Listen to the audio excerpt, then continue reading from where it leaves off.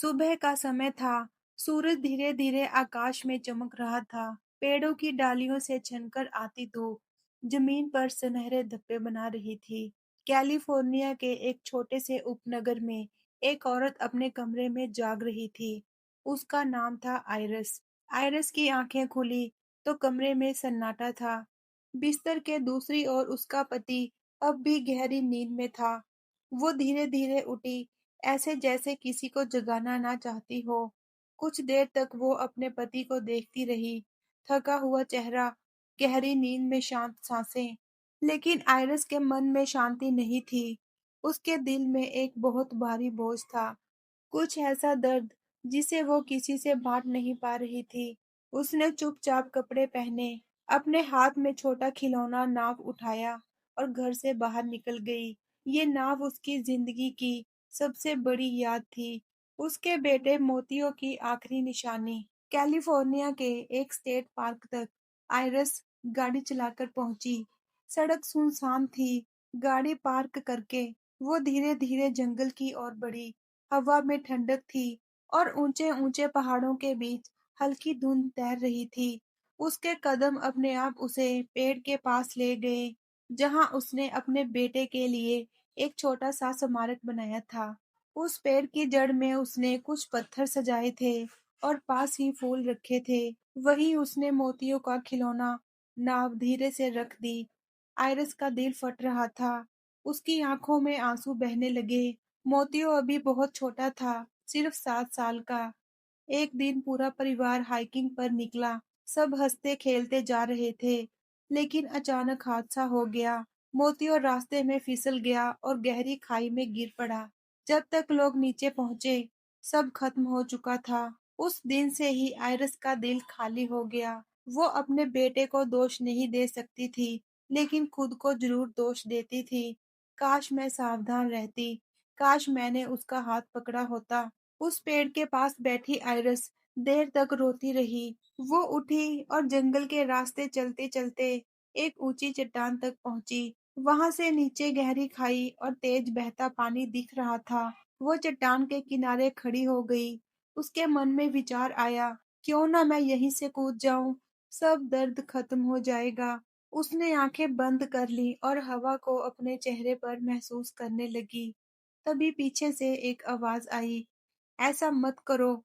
Iris चौंकी। उसने पलट कर देखा तो वहां एक आदमी खड़ा था। उसकी उम्र लगभग 40-45 साल रही होगी। चेहरा थका हुआ, लेकिन आंखों में अजीब सी गंभीरता थी। उसने अपना नाम रिचर्ड बताया।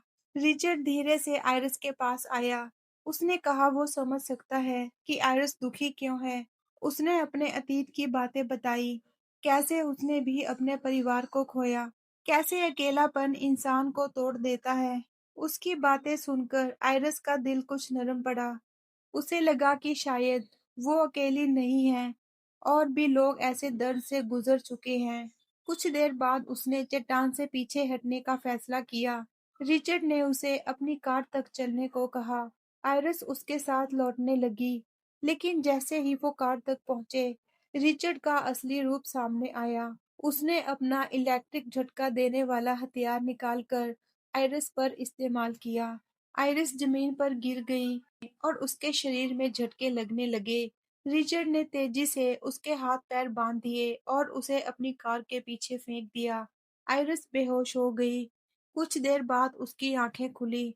उसका सिर भारी था, लेकिन उसने किसी तरह अपने हाथों की गांठ खोल ली।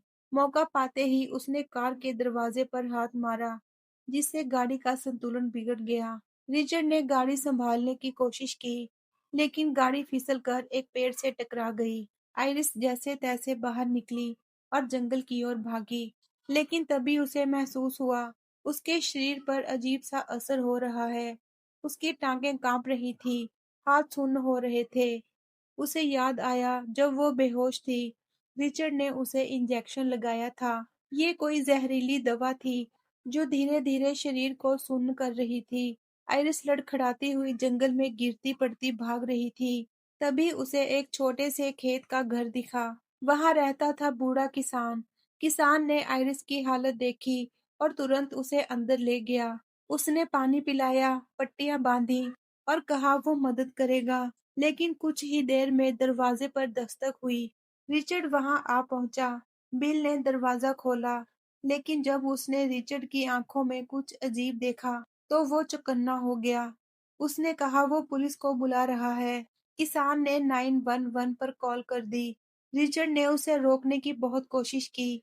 दोनों के बीच झगड़ा शुरू हो गया। बिल ने पूरी ताकत से रिचर्ड को रोका।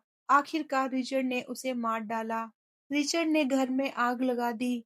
धुएं और लपटों के बीच आइरिस छिप नहीं पाई और बाहर निकल आई। रिचर्ड ने पास खड़ी बिल की ट्रक छीन ली और वहां से निकल गया।